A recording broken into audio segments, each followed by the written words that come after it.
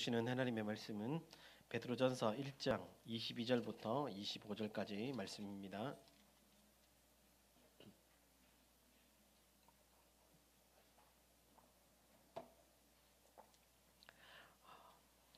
베드로전서 1장 22절부터 25절까지 말씀, 제가 한 절 읽고 여러분 한 절 읽고 마지막 절은 함께 합독하도록 하겠습니다. 376페이지입니다.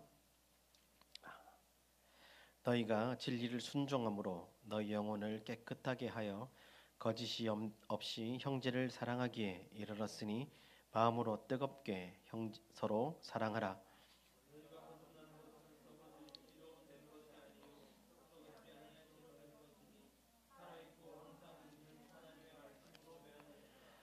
그러므로 모든 육체는 풀과 같고 그 모든 영광은 불의 꽃과 같으니 풀은 마르고 꽃은 떨어지되 오직 주의 말씀은 세세토록 있도다 하였으니 너희에게 전한 복음이 곧 이 말씀이니라. 아멘. 할렐루야. 오늘도 하나님 은혜가 함께하기를 예수님 이름으로 축복합니다. 우리 앞뒤좌우로 바라보시면서 한번 인사하겠습니다. 사랑하고 축복합니다. 그렇게 한번 인사하겠습니다. 사랑하고 축복합니다. 오늘은 세상을 이기는 방법이란 제목으로 하나님 말씀을 함께 나누기를 원합니다. 우리가 계속해서 베드로전서 말씀을 나누면서 이 교회의 영광스러움, 삼위 하나님께서 세우신 이 교회의 영광스러움을 우리가 보고 있습니다. 그냥 사람들이 모여서 교회를 세운 게 아니라 삼위 하나님께서 창세전부터 택하시고 부르신 하나님의 백성들을 이 공동체로 모이게 하셔서 교회라는 이름으로 또 하나님이 늘 함께 하심을 우리가 말씀을 통해서 나누고 있습니다. 그리고 우리가 이 땅을 살아갈 때 나그네의 삶이라고 말했습니다. 우리는 여기 잠시 머물다가 영원한 천국 본향으로 갈 존재라는 것을 우리가 말씀을 나누고 있습니다. 중요한 것은요, 삼위 하나님께서 세우신 이 영광스러운 교회가 지금은 세상에 지탄을 받고 또 세상 가운데 살아가면서 세상에서 그렇게 좋은 소리를 듣지 못하는 거죠. 이 이유가 무엇일까? 곰곰이 한번 고민하고 생각해 봤을 때 다른 데 있는 게 아니었어요. 교회가 세상을 쫓아갔기 때문이죠.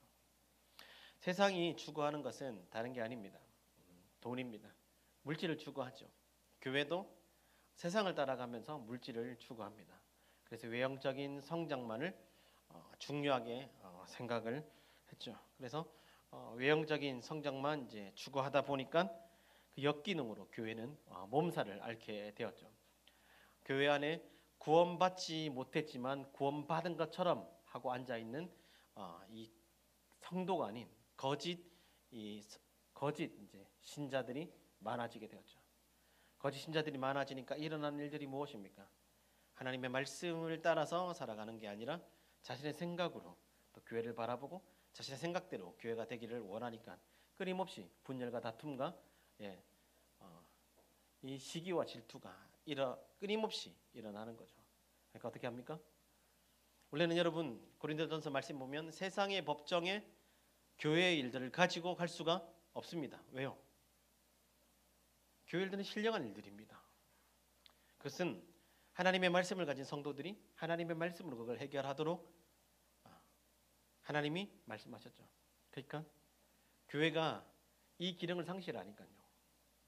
서로를 못 믿는다는 거예요. 그러니까 어떻게 합니까?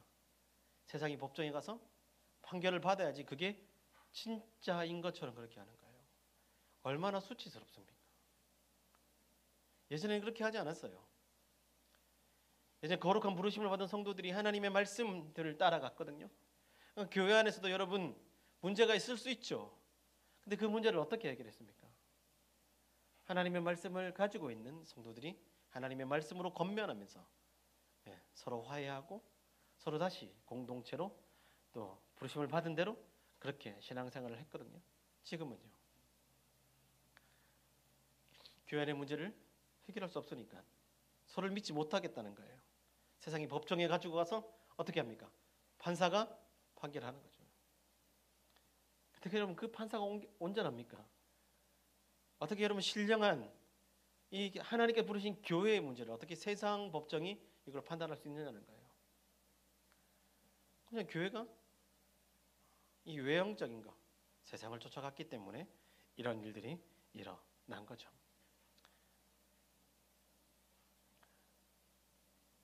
또 하나의 문제를 또 예를 들자면, 교회가 여러분 세상을 쫓아가니까요, 분별력이 없어지잖아요. 교회 안에 신천지가 들어와도 그게 신천지인지 아닌지 모르는 거예요. 스스로 자생할 능력을 잃어버리니까 어떻게 돼요? 교회 안에 신천지가 들어와서 교회를 분열하고 나누고 교회를 무너뜨리는 거예요. 이게 뭐냐면 교회가 세상을 쫓아갔기 때문에 그 역기능으로 일어나는 결과였습니다. 하나님께서 영광스럽게 이 교회를 부르셨다면 이제 우리는 달라져야 됩니다. 올 한해 우리는 이 문제를 가지고 고민을 할 겁니다. 올 한해 우리는 삼위 하나님께 부르신 이 영광스러운 교회의 모습을 어떻게 회복할 것인가, 이것을 고민할 거예요. 삼위 하나님께 부르신 영광스러운 이 성도를, 이 성도의 삶을 어떻게 회복할 것인가, 이거를 우리는 고민할 겁니다. 답은 간단하죠. 세상을 쫓아가는 것이 아니라 어떻게 해요? 말씀으로 다시 돌아가는 겁니다. 다른 말로 하면 세상이 추구하고 있는 그 모든 가치관들, 우리의 머릿속에 자리 잡고 있는, 교회 안에 자리 잡고 있는 이 세상의 가치관들을 어떻게 해요? 다 빼버리는 거예요. 그리고 무엇으로 해요? 채우는 겁니까? 하나님의 말씀으로 채우는 이 일들을 하는 겁니다. 그래야지 회복이 일어나겠죠. 올 한 해는 교회가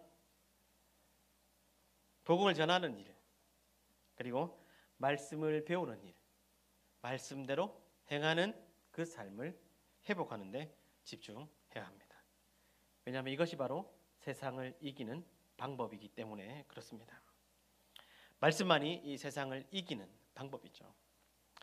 여러분 23절 말씀에 보면, 오늘 같은 본문 말씀 23절에 보면 이렇게 말씀을 합니다.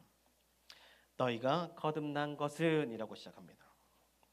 거듭남에 관해서 말씀을 하고 있죠. 베드로전서 1장 3절에서부터 4절에도 이 거듭남에 관해서 말씀을 하고 있습니다. 거듭남을 통해서 우리에게 산 소망이 있게 하셨고, 썩지 않고 더럽지 않고 새하지 아니하는 유업을 있게 하셨다라고 이렇게 3절부터 4절에서 설명을 하고 있습니다. 여러분 이 3절부터 4절에 나오는 이 거듭남의 역할, 23절이 구체적으로 말하고 있죠. 무엇이 우리를 거듭나게 하셨다는 겁니까? 바로 하나님의 말씀이 거듭나게 하셨다는 겁니다. 거듭나게 하셨다는 이 핵심은요, 하나님의 말씀입니다. 말씀이 우리를 거듭나게 하셨고, 썩지 않는 천국을 소유하게 하셨고, 또 그 속에 소망을 불붙듯 읽게 한 것이 무엇인가? 바로 말씀이 하는 역할입니다. 여기서 여러분 베드로 사도는 이렇게 말합니다. 이 말씀을 뭐라고 표현합니까? 여러분 보십시오. 썩지 아니할 씨로 된 것이니 살아있고 항상 있는 하나님의 말씀으로 되었느니라 라고 말합니다. 우리 거듭남은 살아있고 항상 있는 하나님의 말씀으로 되어진 것이라고 말하죠. 여러분 여기서 살아있다라고 표현했습니다. 하나님의 말씀이 살아있다라고 표현을 했습니다. 여러분 이 성경을 보십시오. 이 성경이 살아있습니까? 지금 살아있습니까? 그러니까 글자에 불과합니다. 세상 사람들은 이게 그냥 책이라고 생각해요. 글자에 불과하다고 말합니다. 그러나 베드로 사도는 뭐라고 말합니까? 살아있는 말씀이라고 표현하죠. 이 살아있다는 이 말씀을 이해해야 돼요. 이해해야 돼요. 그냥 여러분 인간적인 여러분 생각, 이성으로 생각하면 이건 책에 불과해요. 그냥 글자입니다. 글자. 그러나 우리는 이걸 책이라고 말하지 않고 글자라고 말하지 않습니다. 이 성경은 하나님의 감동으로 된 거죠. 하나님이 저자이시고 하나님이 사람을 통해서 쓰셨지만 지금도 어떻게 해요? 살아서 역사하는 거예요. 어떻게 살아서 역사합니까? 이걸 여러분 그냥 책으로 읽을 때는 아무런 역사가 일어나지 않습니다. 이거 좋은 이야기네, 좋은 내용이네, 이렇게 해가지고는 여러분 이게 살아있다는 것을 경험하지 못하죠. 살아있다는 것을 경험할 때는 여러분 어떻게 해야 되는 거예요? 이 말씀이 바로 하나님의 말씀입니다. 하나님의 말씀이라는 이 표현이 뭐냐면 하나님이 여기에 계셔서 내게 어떻게 하는 거예요? 지금 말하고 있는 거예요. 말씀하고 계시는 거예요. 매일 아침마다 하나님이 나에게 말씀하고 계시는 거죠. 성경을 펴서 읽을 때마다 하나님이 지금 얘야 들어봐, 나는 지금 너에게 이 말을 하고 있어 라고 하는 이것을 경험하는 거예요. 말씀을 대하는 태도에서부터 이 일들이 일어나는 거죠. 우리는 여러분 이 말씀을 어떻게 대하고 있습니까? 영원한 하나님의 말씀이라고 생각하고 그렇게 하나님 말씀을 대하고 있습니까? 그렇다면 살아있다는 이 표현을 우리는 경험하게 될 것입니다. 경험하지 못하는 이유가 무엇인가? 그냥 책이라고 생각하는 것입니다. 히브리서 4장 12절 말씀에 이렇게 우리에게 말씀하죠. 하나님의 말씀은 살아있고 라고 말합니다. 그 다음에 활력이 있어 라고 말합니다. 살아있고 활력이 있어. 여러분 물에서 나온 물고기를 한번 생각해 봅시다. 파닥파닥거리는 그것을 한번 보십시오. 생명이 있는 거죠. 하나님의 말씀이 이와 같습니다. 그러면서 이렇게 말합니다. 좌우에 날선 어떤 것보다 예리해서 혼과 영과 및 관절과 골수를 찔러 쪼개기까지 하며 또 마음의 생각과 뜻을 판단하나니라고 이렇게 말했습니다.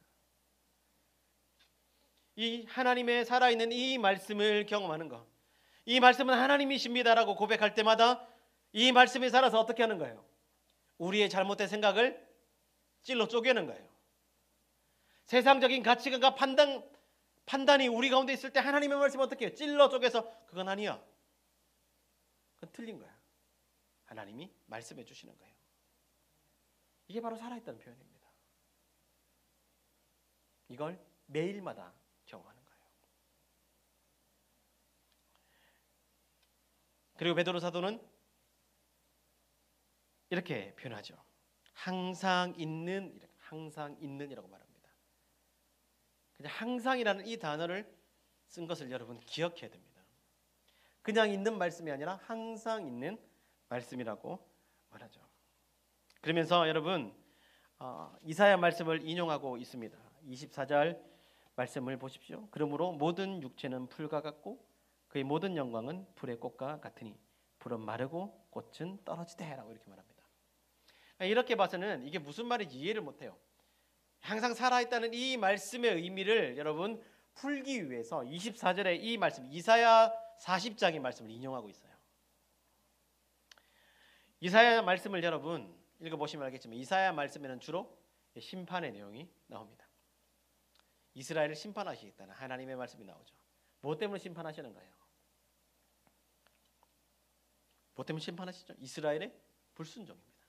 하나님께 선지자를 보내셔서 계속 말씀하시는 거죠. 돌아오라, 돌아오라. 돌아옵니까? 돌아오지 않습니다. 하나님은 긍휼이 많으신 분이세요. 사람 같으면 한 2번 말하고 나서 말 안 들으면 어떻게 합니까? 포기하죠. 네 마음대로 해라. 나 포기했다. 그러나 하나님 그런 분이 아니셨어요. 계속해서 선지자를 보내시면서 말씀하시는 거예요. 돌아와라. 결국에 여러분 이스라엘이 돌아왔습니까? 돌아오지 않았습니다. 그들의 불순종은 멈추지 않았습니다. 성경 읽어보면 그런 말씀 많이 하시거든요. 가나안 7족속의 그 우상을 따라서 그들이 음행하고 자기 자식들을 불에 사르고 어떻게 합니까? 하나님이 불러서 주신 그 땅에서 온갖 더러운 일들을 행하죠.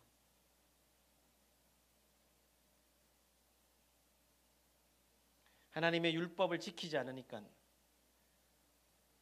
레위인들은 먹고 살 게 없잖아요. 그럼 어떻게 해요?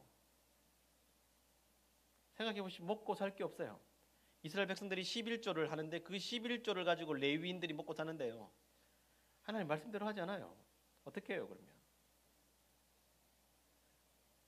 결혼해서 자식을 낳아서 자식이 먹을 게 없어요. 부모가 어떻게 하겠어요?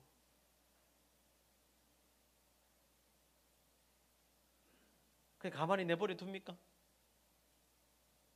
먹고 살기 위해서 어떻게 합니까? 일하러 나가야 되죠. 하나님의 성전을 봉사하는 일들은요, 하지 않죠. 계속해서 이런 일들이 반복되는 거예요. 그들의 불순종은 갈수록 심해지는 겁니다. 원래 여러분, 이 이스라엘 땅이 보면요, 하나님은 이 땅을 좋은 땅이라고 말씀하신 거죠. 그러나 여러분, 인간적인 눈으로 보면 이 땅이 좋은 땅이 아니에요. 왜요? 어디에 끼어 있냐면 우리나라와 비슷하거든요. 어디에 끼어 있냐면 여러분, 그 아프리카, 그 당시에 가장 강대국이 아프리카였죠. 그리고 중동, 나중에 아수르, 페르시아 막 일어나잖아요. 그리고 유럽, 이 사이에 끼어 있습니다. 이들이 하나님의 말씀대로 여러분 행했을 때는 강대국이 되어서 어떻게 합니까? 나머지 이 나라들, 이 아프리카와 유럽과 이 중동, 아시아, 이걸 어떻게 해요? 나누어 주죠. 많은 것을 나누어 주죠. 그러나 이들이 하나님 말씀 앞에 불순종했을 때는 강대국이 아니라 약한 나라가 돼서 계속해서 침범을 받으면서 고난을 받잖아요. 이 우리나라 역사와 비슷한데요. 결국에 이스라엘 백성들을 어떻게 합니까? 불순종으로 인해서 하나님이 심판을 받아서 멸망당하죠. 그때 하나님께서 사용하신 나라가 어디입니까? 아스루와 바벨론이죠.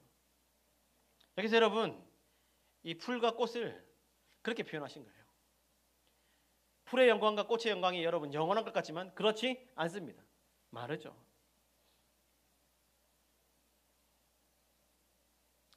이 아수르와 바벨론에서 멸망당하죠. 풀의 영광과 꽃의 영광에 비유하고 있죠. 그것이 영원한 것은 아니라는 거죠. 그것은 다 마르지만 무엇은요? 25절에 주의 말씀은 세세토록 있도다 말하는 거예요. 이것은 무엇이냐면 하나님이 약속하시는 거죠. 장래 하나님께서 이스라엘 실패를 용서하시고 그들을 회복하실 것이라는 약속을 하나님이 주시는 거예요. 그들은 포로로 끌려가서 비참한 삶을 살 겁니다. 비참한 삶을 살았죠. 그런데 여러분, 그들이 비참한 삶을 살 때 그들의 유일한 희망은 무엇이었습니까? 바로 하나님의 약속의 말씀이었어요. 풀과 꽃은 마르지만 하나님의 말씀은 영원할 거다. 그 영원하신 하나님의 말씀이 무엇을 약속했습니까? 너희가 그 땅에서 포로가 되었지만 다시 내가 이 약속의 땅으로 너희를 인도할 것이다. 결국에 여러분 어떻게 되었습니까? 하나님의 약속은 지켜졌죠. 하나님의 약속은 지켜진 겁니다. 여러분, 이 거듭남도 마찬가지였죠. 하나님이 우리에게 말씀하신 이 거듭남이 하나님의 말씀으로 됐다는 이 의미가 무엇이에요? 항상 있는 말씀, 살아있는 이 말씀이 우리에게 거듭남을 제공하셨다. 이 말씀의 의미가 뭐예요? 선악과 사건으로 인해서 아담과 하와가 범죄하죠. 그때 하나님이 약속하신 것이 무엇입니까? 여자의 후손을 여기 땅에 보내겠다. 결국 하나님 어떻게 하셨습니까? 여자의 후손 예수 그리스도를 이 땅에 보내셨죠.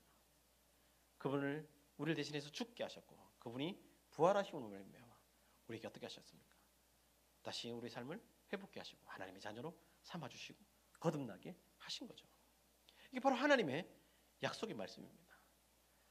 베드로가 여러분 우리에게 말씀하고 있는 것이 무엇이냐면 하나님의 영원한 약속의 말씀은 변하지 않는 거예요.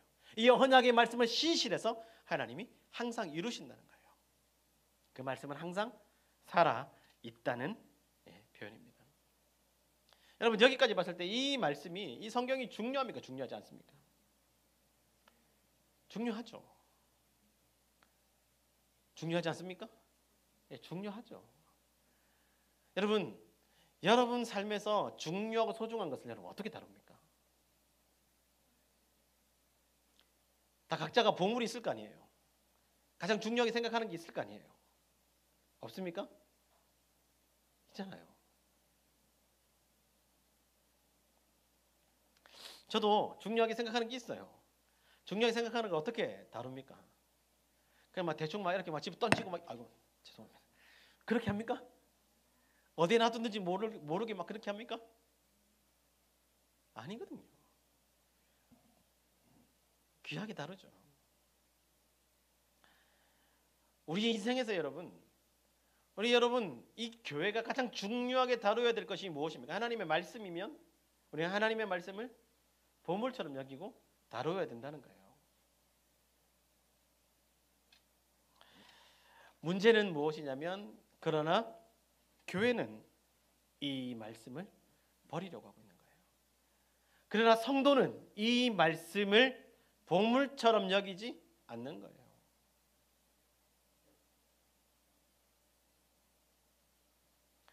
1년이 가도록 성경 한 번 읽지 않는 이게 여러분 보물처럼 생각하는 겁니까?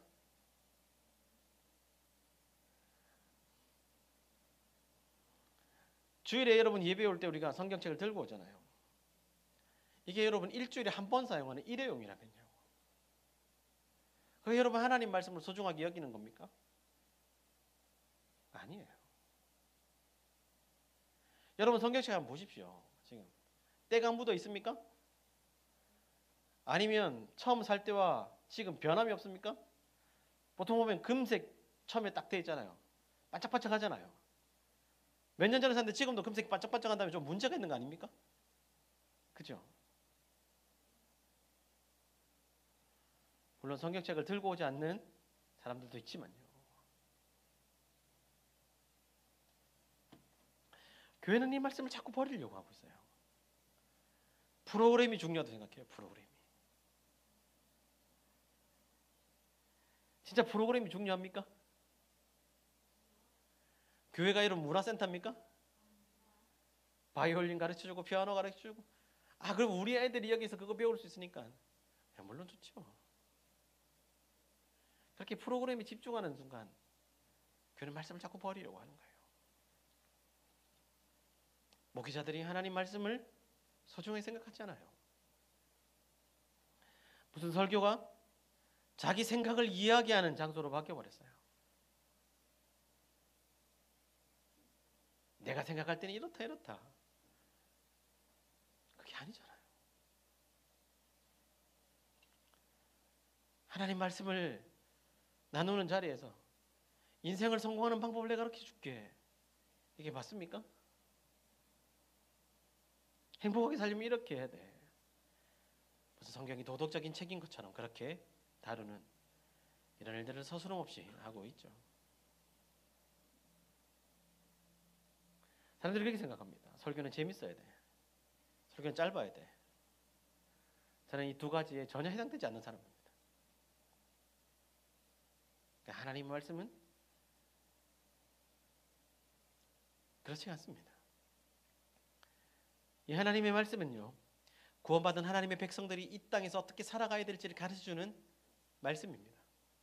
그러니까 어떻게 하겠어요? 세상의 가치관과 충돌할 수밖에 없는 거죠. 매주마다 무슨 일이 일어나겠어요? 세상의 가치관이 왜 잘못되었는지 하나님의 말씀으로 깨우치고 가르치니까 내 마음을 자꾸 찌르니까 어때요? 아플 수밖에 없는 거죠.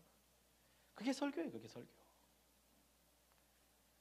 그러나 이걸 자꾸 하려고 하지 않아요. 왜요? 이렇게 하면 쫓겨난다고 생각하는 거예요. 목사님 제발 그런 설교하지 마세요. 목사님 제발 다른 교회 목사님은 재밌는 얘기 많이 하고 웃긴 얘기 많이 하고 돈 많이 벌고 인생에 도움되는 얘기 많이 하는데 왜 목사님은 그런 얘기만 하세요? 나중에 안 되면 어떻게 해요? 중직들이 모여서 어떻게 합니까? 교회 목사를 쫓아내려고 하는 거예요. 얼마나 안타까운 일이 일어나는 거예요. 그렇다고 목사가 거기 타협하면 됩니까? 절대 안 되죠. 마지막에 얼마나 큰 심판을 받으려고 여러분 그 짓을 합니까? 절대로 그럴 수 없습니다. 타협하기 시작하니까 어때요? 교회가 자꾸 무너지고 있는 거예요. 여러분 목회자만 그렇습니까? 성도들은요.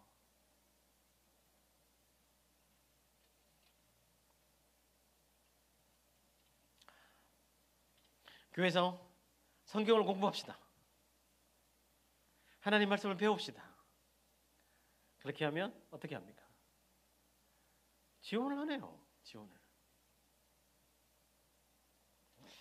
만약에 여러분 교회에서 주식, 코인 투자하는 법을 알려줘서 돈을 수익률을 높이는 그 강의를 한다. 어떻게 해요? 여기 차고 넘칩니다. 부흥합니다.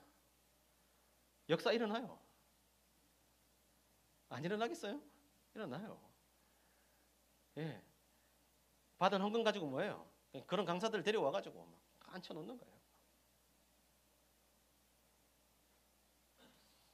어떤 교회들이 그러죠. 그 YM의 그 유명한 강사 있죠. 그 재정 강사. 그 강사 불려다가 여러분 부흥이 한다니까 차고 넘쳐서 자리에 앉을 데가 없대요. 앉을 데가. 근데 여러분 다른 부흥이 하면요.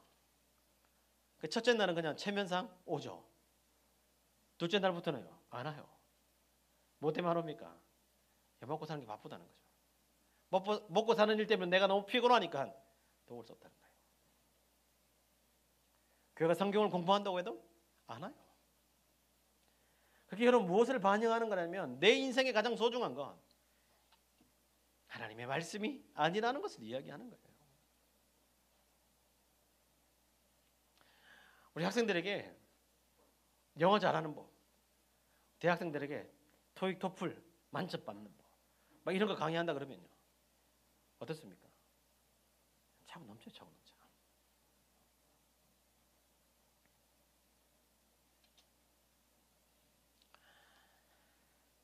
이게 얼마나 슬픈 현실입니까? 하나님의 말씀이 여러분 우리의 인생에서 가장 소중하고 세상을 바꾸는, 세상을 이기는 방법이라고 말했는데 이 일을 소중하게 생각하지 않는 거예요. 우리에게 필요한 것이 무엇이냐면 다시 이 말씀을 여러분 배우는 일을 사모하는 것을 회복해야 돼요. 말씀을 배우는 일에 힘을 써야 돼요. 힘을 써야 돼요. 제가 오늘 여러분 강구했죠. 혹시 기억합니까? 마지막 강구? 구원론 강의한다 그랬습니다. 그때 여러분 마음이 어땠습니까? 또 시작이네 이런 생각했습니까? 잠시도 우리를 가만히 내버려 두지 않아.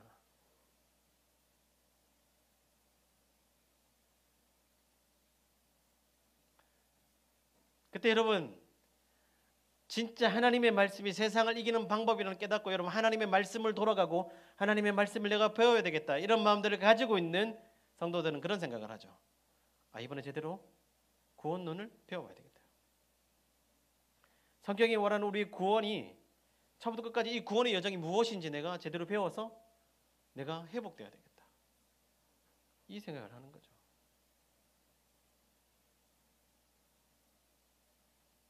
그러면 어떻게 하겠어요? 다른 일을 다 제쳐두고 이 시간만큼은 내가 비워놓고 내가 하나님 말씀을 배워야 되겠다. 그럼 어떻게 해요? 다른 스케줄들을 어떻게 하겠습니까? 조절할 수 있으면 조절해서 하나님 말씀을 배우는 일에 힘을 쓰는 거예요. 이걸 우선순위라고 말합니다. 먹고 사는 게 우선순위가 아니라 내가 이 하나님의 말씀이 내 인생에 가장 소중하기 때문에 바꾸는 거예요. 그렇게 하면 여러분 교회가 이런 운동들이 일어나면 교회 어떻게 하겠어요? 초등학생부터 작년에 이렇게까지 어떻게 해요? 하나님 말씀 배우는 일에 힘을 내는 거예요. 그 일들이 일어나야 되는 거예요. 그 일들이.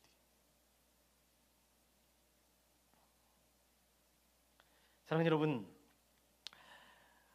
우리 교회가 올 한 해 이런 열심히 회복되기를 축복합니다.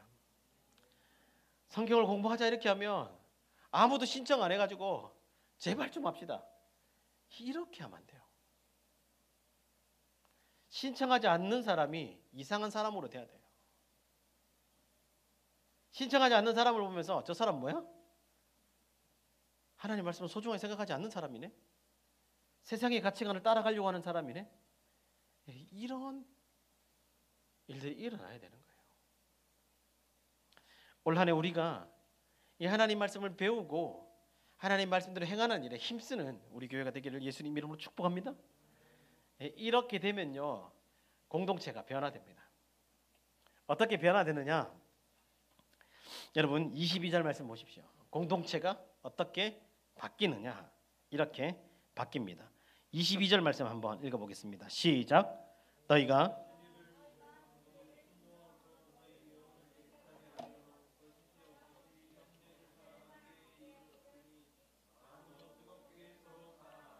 아멘. 마음으로 뜨겁게 서로 사랑하라. 이렇게 바뀌는 거예요. 형제 사랑을 하는데 뜨겁게 사랑하는. 어디서 여러분 생각나지 않습니까? 어디서 이런 일들이 일어났습니까? 초대교회가 이런 일들을 했죠. 여러분, 삼위 하나님께서 우리를 부르시고 교회 공동체를 부르셨는데 이 남보다 못하면요, 서로 형제 자매로 부르셨는데 형제 자매 역할을 감당하지 않는다면요, 얼마나 슬픕니까? 얼마나 슬퍼요. 여러분, 여기 말씀을 한번 풀어보면 이렇습니다. 너희가 진리를 순종함으로라고 말했습니다. 진리를 순종함으로는 이 표현은요, 예수 그리스도의 죽으심과 부활의 복음을 듣고 복음을 믿고 순종한 사실을 말합니다. 진리에 순종했다 말하죠. 예수 그리스도의 죽으심과 부활하심을 믿는 것, 이것을 순종함이라고 표현했습니다. 여러분, 진리를 순종함이라고 말할 때 여러분 헬라에 보면 전치사 n이라는 이 단어를 사용했습니다. 전치사 n은요, 수단과 방법을 말하는 전치사예요. 사람의 생각, 마음, 영혼이 깨끗해지는 것, 이건 무엇입니까? 오직 말씀에 순종함으로만 되어진다는 걸 표현하고 있는 거예요. 이걸 잘 기억하셔야 돼요.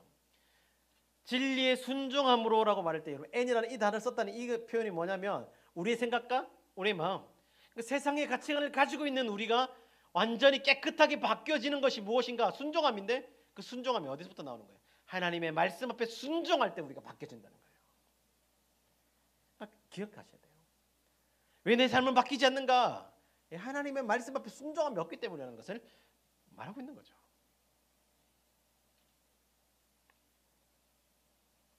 여기서 깨끗하게 하여라고 이렇게 말했습니다. 깨끗하게 하여.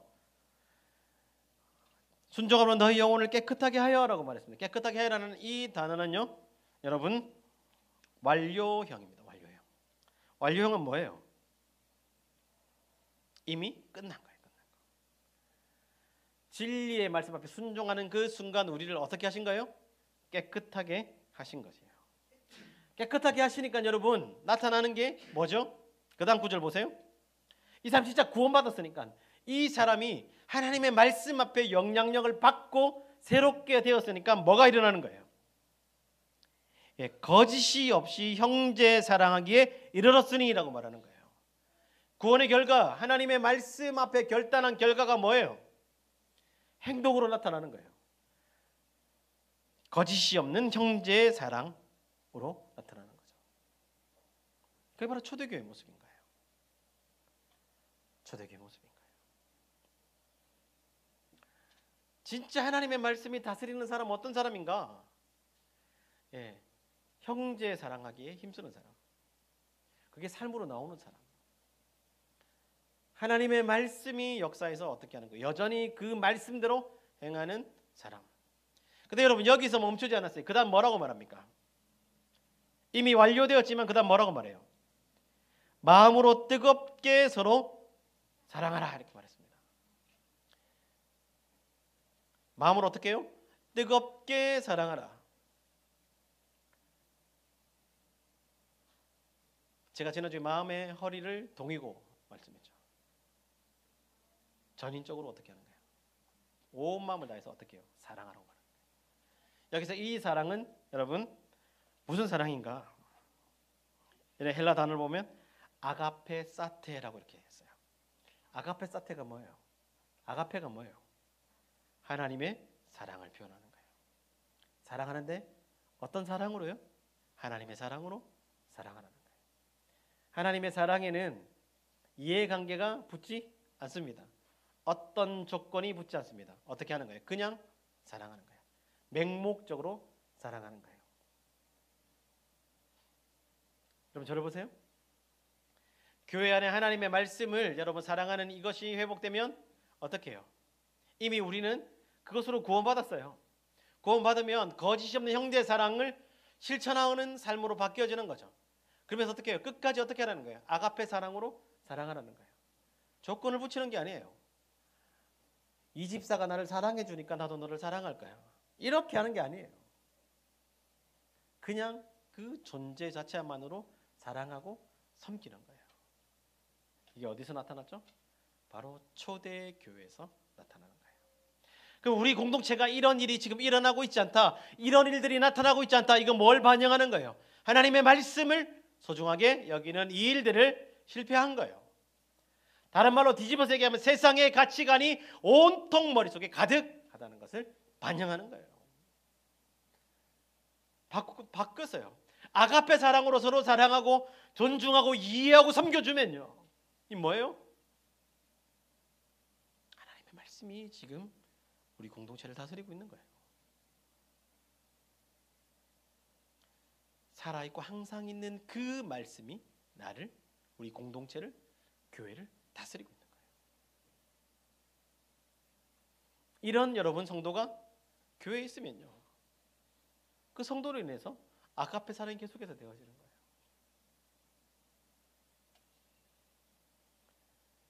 아가페 사랑을 많이 하는 성도들이 많아지면요, 어떻게 될까요?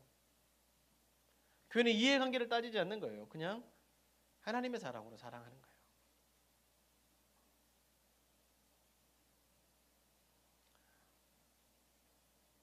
제가 신앙생활하면서 느낀 게 뭐냐면요, 하나님 말씀을, 살아있고 항상 있는 하나님 말씀을 가까이 할 때 이런 일들이 일어나더라고요. 그게 아니면요, 우리 이기적인 사람인 거 알잖아요. 얼마나 개인주의적으로 살아가는지 여러분 우리 자신을 알잖아요. 그런데 이 살아있고 항상 있는 그 말씀 앞에 다스림을 받을 때는 이기적이고 개인적인 여러분 이런 것들이 일어나지 않더라고요. 그냥 미운 행동을 하고 미운 짓을 하지만 그냥 사랑하게 되는 거예요. 그냥 이해하게 되는 거예요.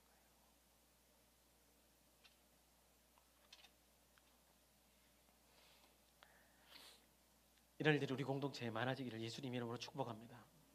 그래서 하나님 우리를 부르신 거예요. 말씀의 결론을 맺겠습니다.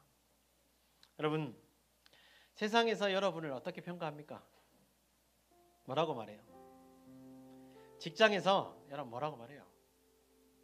여러분 가정에서 뭐라고 말해요? 여러분 학교에서 여러분을 뭐라고 말합니까?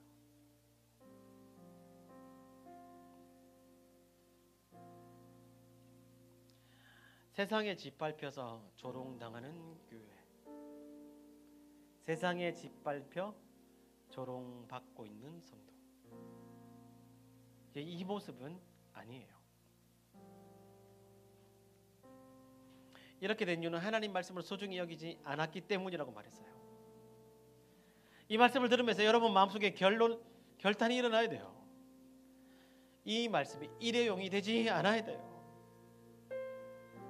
매일 아침마다 이 말씀을 보는 것이 너무 좋아야 돼요.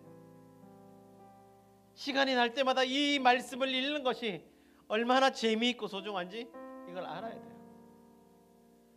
일주일 지나고 먼지 틀고 가져오는 성경책이 아니라 때 묻은 성경책으로 바뀌어져 가야 돼요. 너무 줄을 많이 쳐가지고 여백에 너무나 많은 내용들을 적어가지고 빈틈이 없어서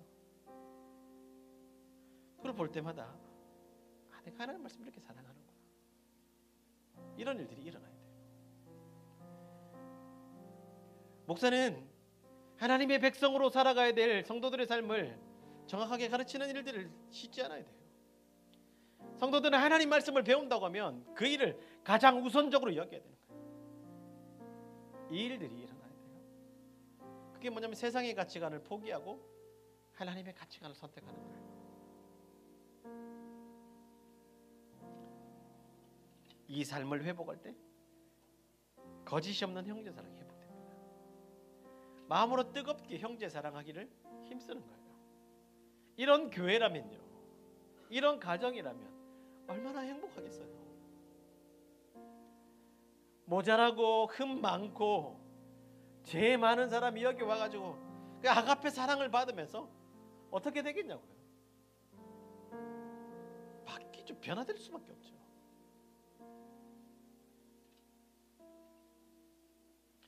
이렇게 되면요, 더 이상 교회는 집 밟히지 않습니다. 이렇게 되면요, 교회가 세상의 소망이 됩니다. 이렇게 되면요, 세상을 바꾸는 희망이 교회라고 말하는 거예요.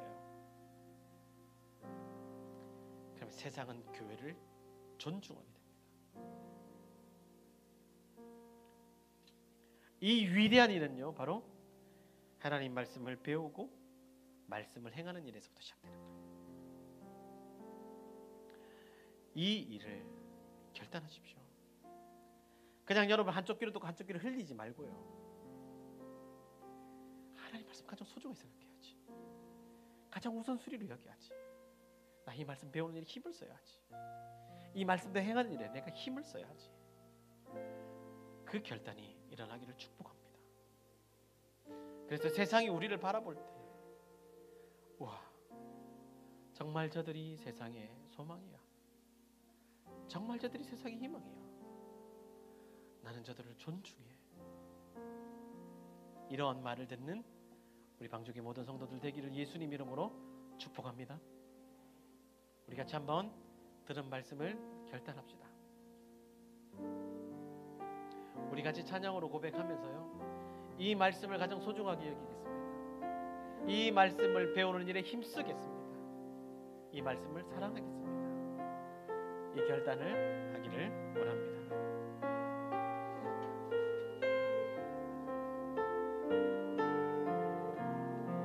우리 같이 고백합시다. 달고 오묘한 그 말씀, 달고 오묘한 그 말씀, 생명의 말씀은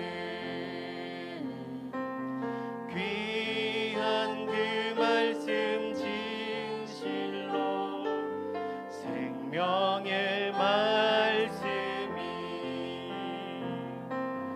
나의 길과 믿음 밝히 보여주니, 아름답고 귀한 말씀 생명샘이로다.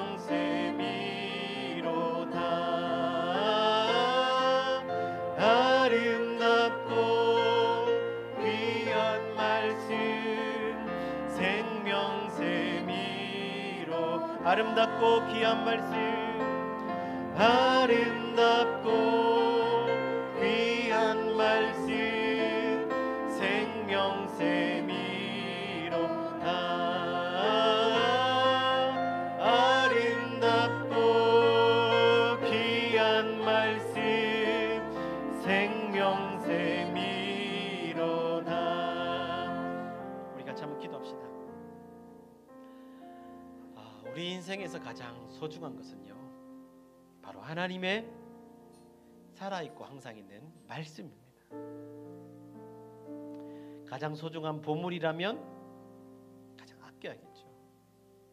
아끼는 방법은요, 이 말씀을 배우는 일에 힘쓰는 거예요. 이 말씀대로 행하는 일에 힘쓰는 거예요.